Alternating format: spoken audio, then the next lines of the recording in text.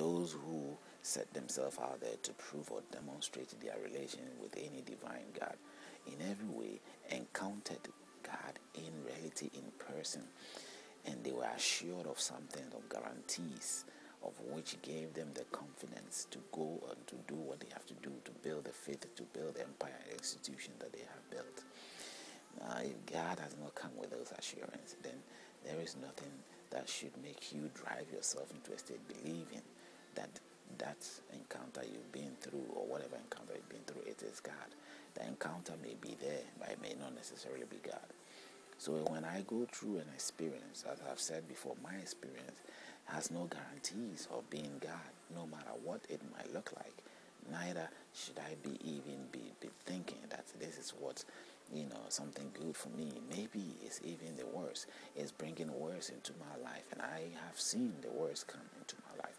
I've seen the slowness of my move, my participation in terms of my progress in life. I don't participate as I should. And even if I do, the progress and the positiveness is not really there. Now, I also know that in the physical life that we live, the physical beings, the other human fellows that you share with, are also, most of the time, people also are in that state of which have become like vessels, in the same contribution of which ends you have not been able to succeed or to do whatever you are supposed to do.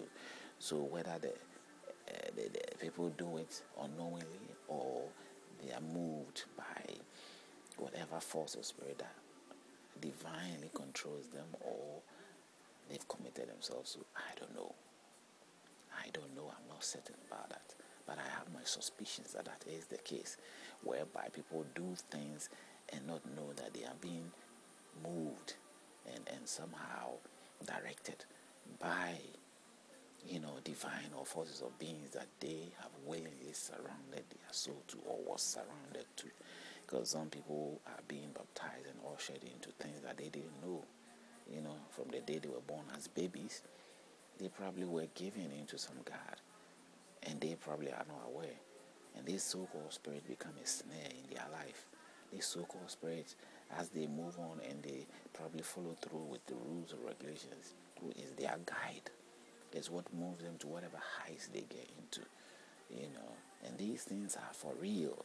You meet some people and you will underestimate them having some spiritual beings around their life, but they do. Everybody has got something that is linked to spiritually, and that is what I normally want to sort of bring to your awareness and to your moment of readiness, and making sure that somehow life is not being thrown about by you, but be taken seriously. And if we do that, we do have the chance of seeing things in the right way, saying things that ought to be said. There is no fear of shyness or danger in my viewpoints that I have shared in most of the videos. I have shared them with every freeness of heart. I may have said it, and it is said because that is what the fact says. And if this fact says so, I will say so. Even if it means that you may feel the sense of me trying to make you feel bad because I may have pictured you in a way that you probably wouldn't have want to be in. That's the case, especially when it comes to the human race of the white-looking people and the black-looking people. Me as a black, and that fellow human being or brother out there who looks white, we all have history. The history of a white-looking man and a black-looking man is not as pretty as it should be. But as time has gone on, there are some history of both sides which is pretty, but it's not as nice as it should have been.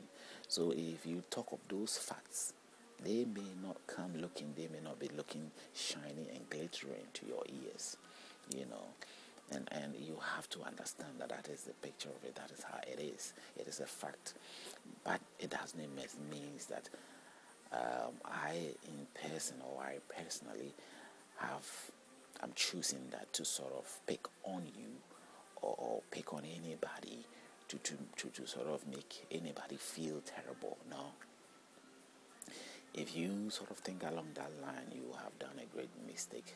You have really taken me on a wrong turn, or you've taken me in the wrong direction. You have not seen the point that I'm making. That's why I would advise you to listen to all the videos or go through with it before you understand. If that is the case, then we will never have history teachers. We will never have teachers standing in the classroom and teaching, or we will not have even books being written out there for us to open our minds as to the histories that we are meant to know and understand, or what the roots of which has ended us up in the situation that we are in now. Because those situations are very much what has made our life what it is today. The roots that we have come from, we have journeyed from a place, and if it's a far country and we are tired, obviously the veins, the muscles becomes weak, and we can experience all sort of things in the body. That is how it is in life. We have journeyed from somewhere, and those roots that we have journeyed from, the roots and all the experience we go through, is the results of how we reflect today. It comes into our reflection. That is our character, our way of doing things, our moral standards, the choices we choose.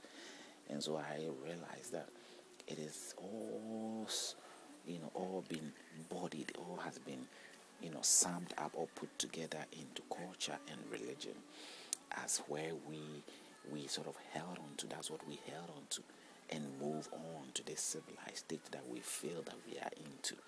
And you cannot ignore those facts, So when I choose religion, or I choose Bible or Quran, it's just the two great books. Today, they are very popular books. At some point, the Bible is seen as the most widely sold book. It's been sold a lot to a lot of people. It has got that. And the Quran has been sold also out a lot. There are so many people who are into Islamic worship. So it is nothing to pick on them, but these are in religion. This is what I know of. This is what I've read about. This is what I can easily use as a reference to suggest the idea of religion, because it's all similar. It's all idealistic, idealistically in that same approach of worshiping or relating with the divine being that we may call God. Now, I also believe in God, but my state of belief is not to sort of is totally to go